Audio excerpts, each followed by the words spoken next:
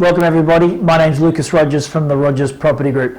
Well, it's been Melbourne Cup this week, the first Tuesday in November, and the same day that the RBA actually meets. So I hope everybody's picked a winner in regards to their Melbourne Cup races. Certainly if you've been investing in the property market over the last year to 18 months, you've certainly had a good win in that situation. Interesting, I was reading recently, the figures came out from Domain, and the median house price in Australia is almost at $1 million. So it's at 994. So 994,000 something or other dollars at the moment is the median house price. I remember when I wrote my book quite a few years ago, I was reviewing it the other day with a client, and there's a passage on there that said, I'm sure everybody will think I'm on drugs when I say that the median house price in Australia in the next few years will be at $1 million. And funny enough, that prophecy has come true. It is very close to $1 million now, and will no doubt crack that number. Looking around the states at the moment, you've got Sydney at $1.5 million as the median house price. Canberra is now the second highest city in Australia at about $1.1 million, with Melbourne just closely behind that. Brisbane at the moment, that's around the $700,000 mark.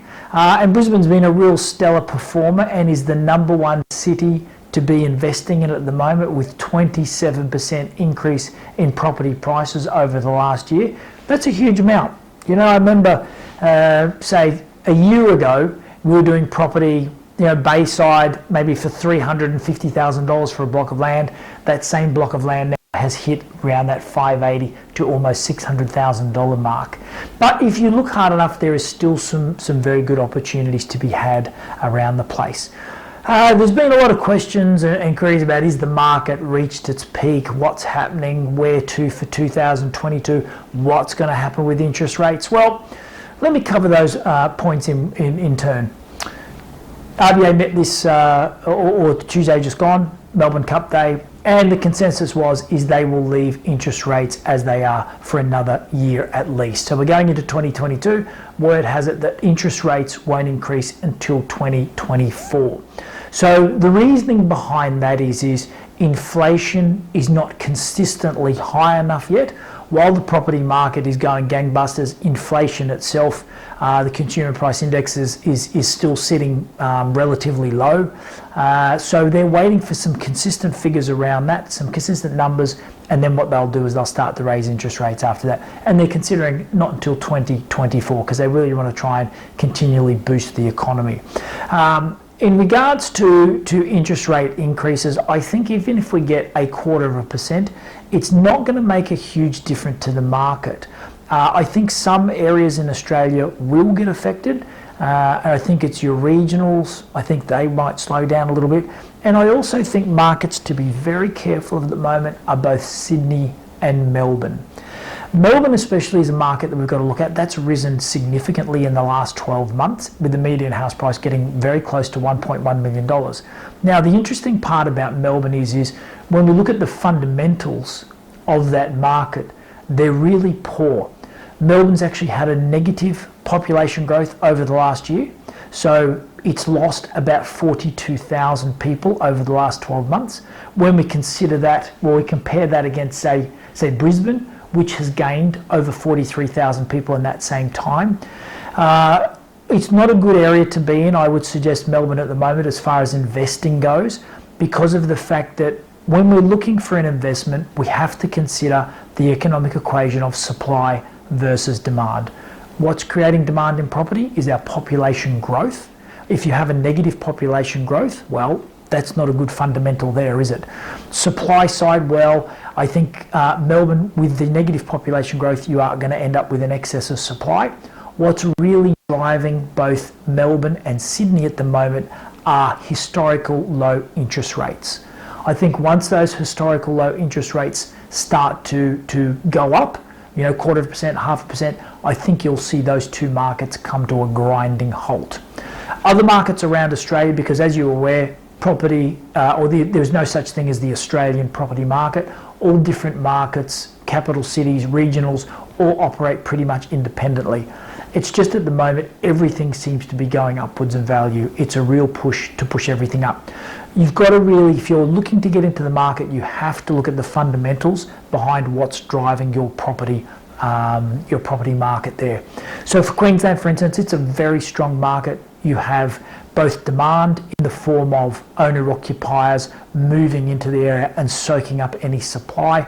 And from a supply perspective, it's very, very slim at the moment. That's pushing up not only values of properties significantly, we've seen a 27% increase over this year, and as well what's also going up is rental yield as well. Rental yields went up by 10% in the last year as well. So very strong from both perspectives. Great market to be in. The median house price at the moment in Queensland is a little bit under $700,000, and I would strongly suggest that that will go to $1 million or somewhere around that in this. Probably got another, I would suggest, maybe 30-40% left in the market. So if you are thinking about getting into a market, consider Queensland. It's a great place, and I think you've still got some time to be able to get in, but don't leave it too long. The market's going up by about $3,000 a week at the moment, and that can be seen from land prices just going up.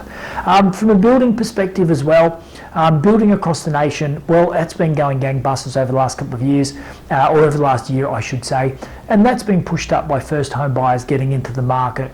The government actually making it a little bit too easy for so many people to get in. Stimulus, money getting out there, very low interest rates has created the perfect environment for a first home buyer to get into the market, and that's exactly what's been happening. That's been pushing up demand of product. Supply has been reduced as well, and that's pushing out building times a little bit. Now, don't listen too much about the media in regards to build times and so forth. You will hear that build times have been pushed out for a year and so forth. That's not exactly the case.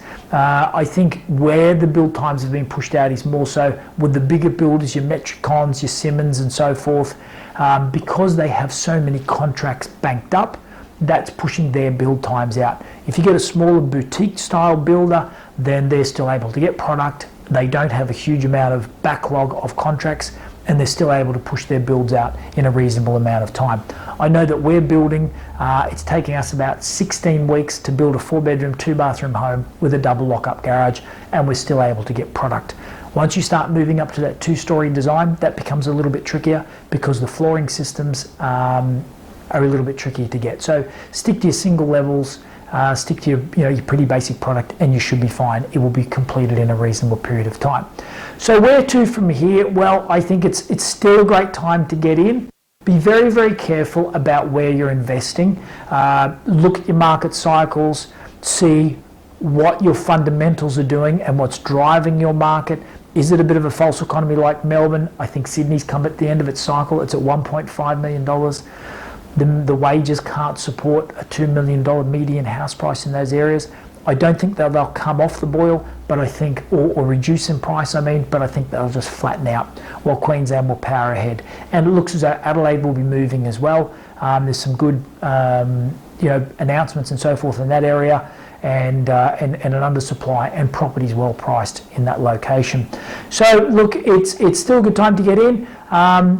Have a go if you can, and look, if you need any advice and if you want to talk to somebody, please feel free to give us a call in the office or send us an email, and have a great week, and we'll see you again soon. Bye then.